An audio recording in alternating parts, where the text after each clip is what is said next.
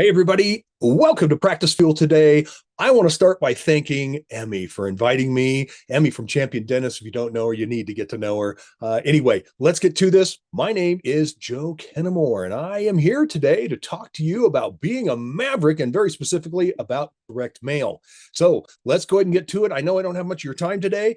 Again, Joe Kennemore, marketing maverick, direct mail expert, author, business coach, and entrepreneur, just like every dentist out there, an entrepreneur. I love you, and I'm here to teach. Let's do this. How to be a marketing maverick. I want to talk about how to be a marketing maverick today. Be different. Look for ways to set your practice apart. Break patterns. Make an unbelievable offer. And of course, deliver what the customer desires. I could talk about each one of these topics ad nauseum, literally for an hour on each topic. But today, I'm just going to kind of brush over a few of these topics. Be different.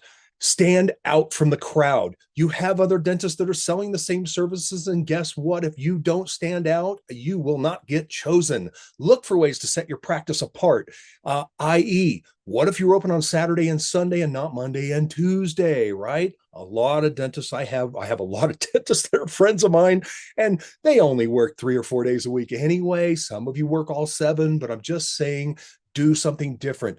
Break patterns. If your social media is the same thing every day and everybody can come to expect what to see next, break the patterns. Do something different. Make somebody uncomfortable. Make them see you, and also deliver an unbelievable offer and deliver what the customer desires most importantly.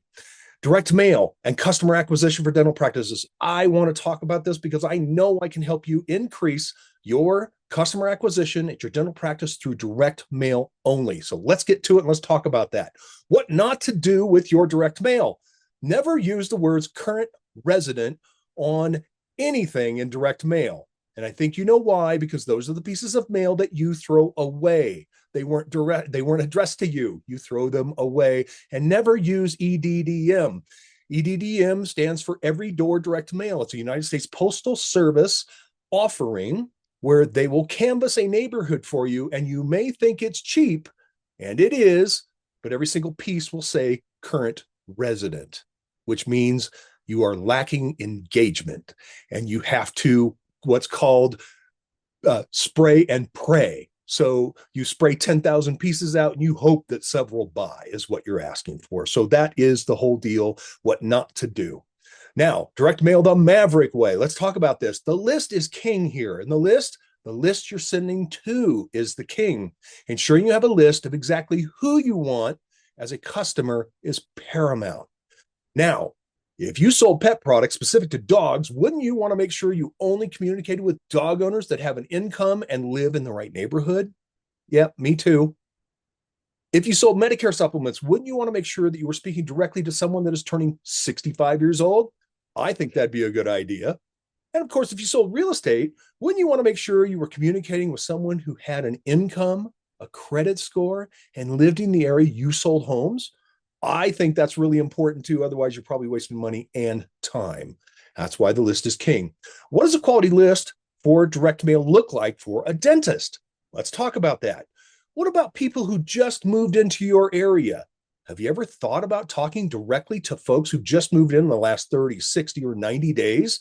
Probably a really good idea. No, I can tell you it is a really good idea, because what are new movers looking for? Yes, to replace the services they lost when they moved. And you happen to be one of those services who's talking to them. It's a big deal. Location. Yeah. Do they live within 5 miles, 2 miles, or 1 mile of your practice? Wouldn't that be a good idea to know who you're talking to and make sure that the quality of your list is accurate and hits spot on who your business is and who you're looking for? Income qualified. I know.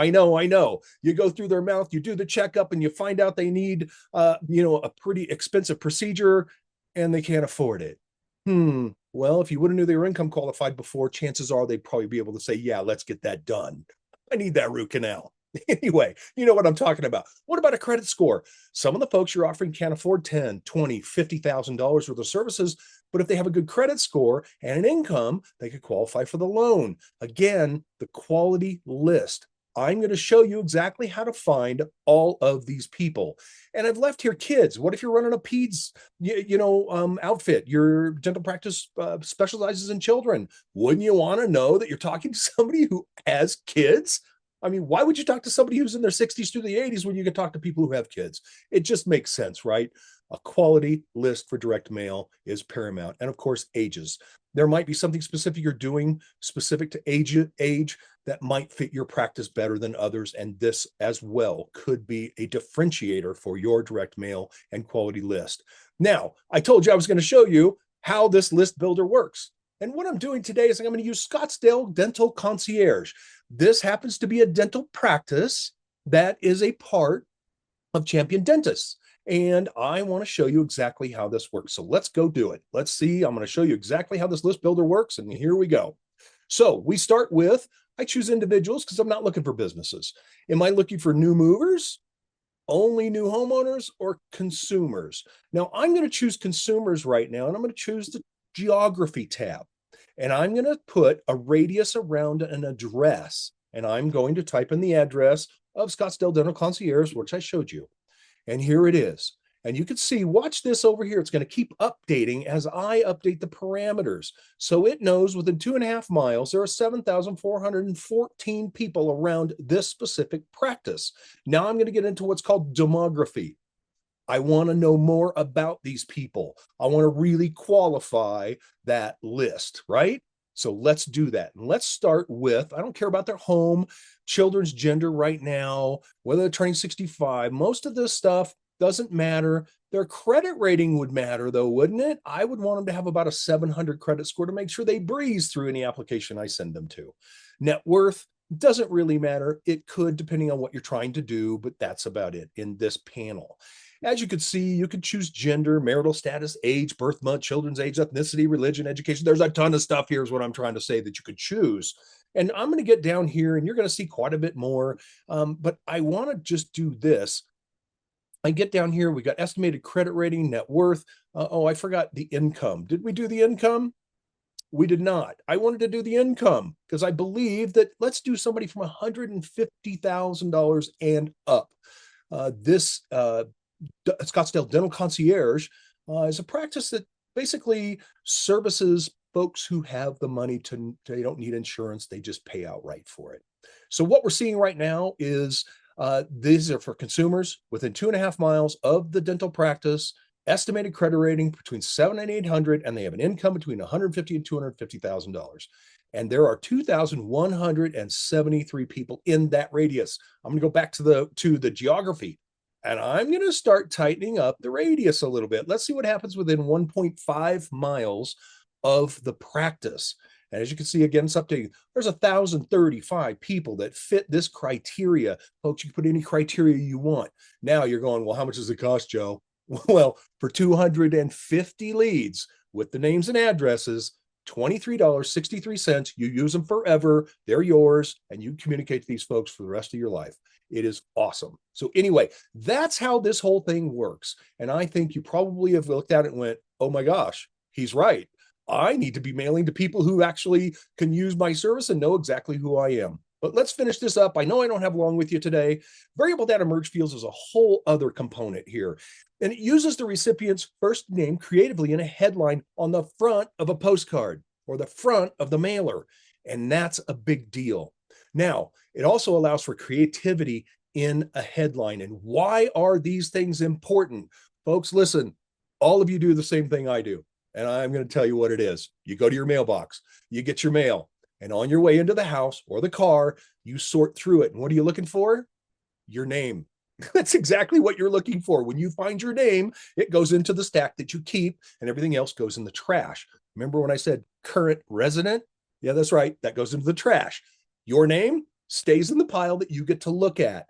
Did you know that mail stays in the house an average of 17 days if it has your name on it? That's a USPS statistic, and it is a big one. And I think it's important that you understand what these variable data merge fields is and how to personalize a piece of mail because it is significant.